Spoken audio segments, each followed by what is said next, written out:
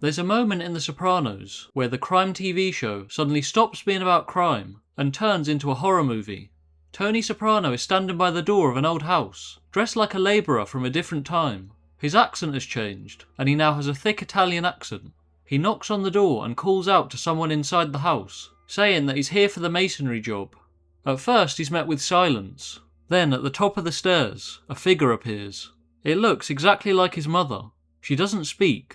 She slowly comes down the stairs about halfway, and she stops and looks right at Tony. Tony then opens the door and fully enters the house, and then he wakes up gasping. For about 90 seconds, The Sopranos becomes a full horror film, and that isn't the only time it happens in the show. In fact, weirdly enough, there are quite a number of supernatural moments in the show, and in today's video I'm going to take a look at them.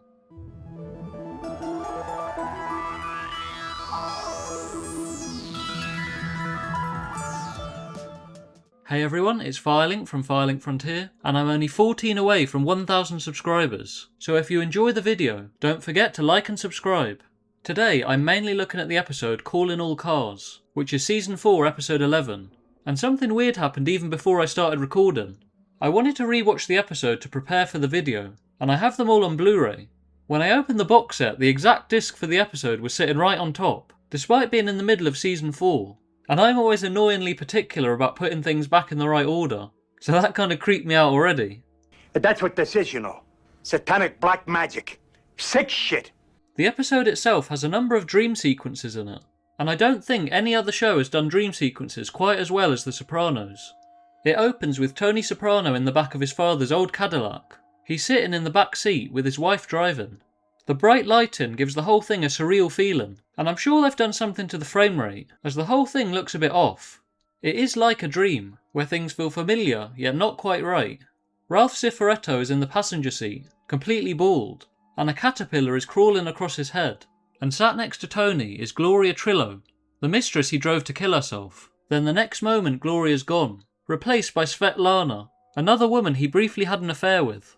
The caterpillar on Ralph's head then becomes a butterfly. Everyone in the car turns and looks at Tony, and then he wakes up. Now there's all kinds of interpretations about what it means. In the episode, Tony even tells his therapist about it. He's trapped in the car with people from different aspects of his life, that are usually all separate. From the women he had affairs with, to his work associate, and then his wife. The caterpillar most likely symbolises change, but what it all actually means is left up to the audience, which I think is one of the best parts about the episode. It gives some suggestions, but it lets the audience discuss what it actually means. The second dream happens at the end of the episode. It's the one where Tony sees his mother descending the stairs, and the one that feels like actual horror.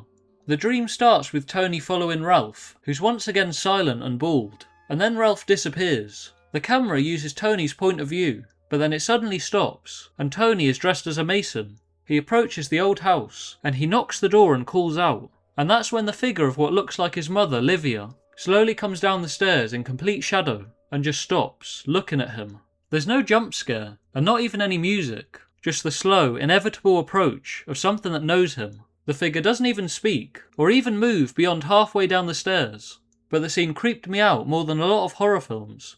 I think it's something to do with the fact that the figure seems to recognise him, and we as the viewer recognise the outline of his mother, who tried to kill him, and who he never got along with. The silence and the stillness also add to it, and Tony opening the door and walking in anyway is somehow scarier than if he fell back in terror or ran. It's like he just accepts his fate, and it cuts to him waking up.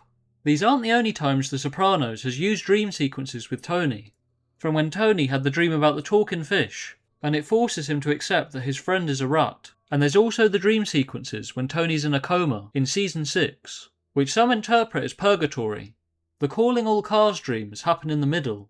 His therapy is clearly not working in any transformative way, and in my interpretation of the dreams, they seem to be all his unresolved issues that he's kept separate in his life, from his wife and their decline in marriage, to his mistresses who appear next to him, one of which he drove to kill herself, and he's still not over her death, and the other nearly destroyed his marriage, when her jealous sister, who Tony was also sleeping with, told Carmela, Tony's wife. Then in the front passenger seat you have Ralph Cifaretto, the man Tony killed only a few episodes ago. And then at the end in the second dream with Tony's mother, who tried to kill him and is now dead. He can't fully discuss these things in therapy, due in part to the criminal nature of some of them, so the dreams almost seem like a pressure release valve, at least according to my interpretation, but their exact meaning is left open to interpretation, which is something I really love about the show. The episode Calling All Cars seems to be about death as a whole, with Tony's son even using a Ouija board and having a seance at one point in order to contact the dead. This isn't the only episode that something supernatural seems to happen. Most of the other ones concern Paulie, who's the most superstitious of the main cast. In the episode From Where to Eternity, Christopher comes back from clinical death and claims he saw hell, and that Mickey Polmis has the message 3 o'clock. Paulie starts having nightmares, and he goes to a medium.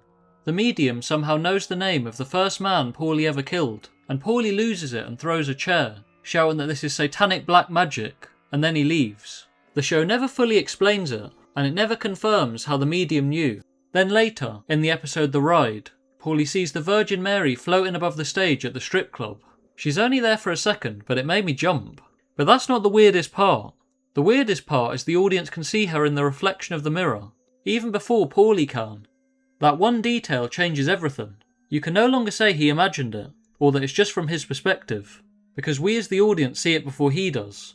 Paulie is more openly Catholic than the others, and the most superstitious of the main cast. He's more willing to believe in omens and the afterlife, so to deal with his issues, he gets supernatural visitations.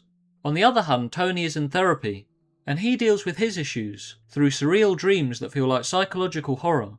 It really is some great writing, and I like the difference between the two. However, both versions seem to point to the same thing.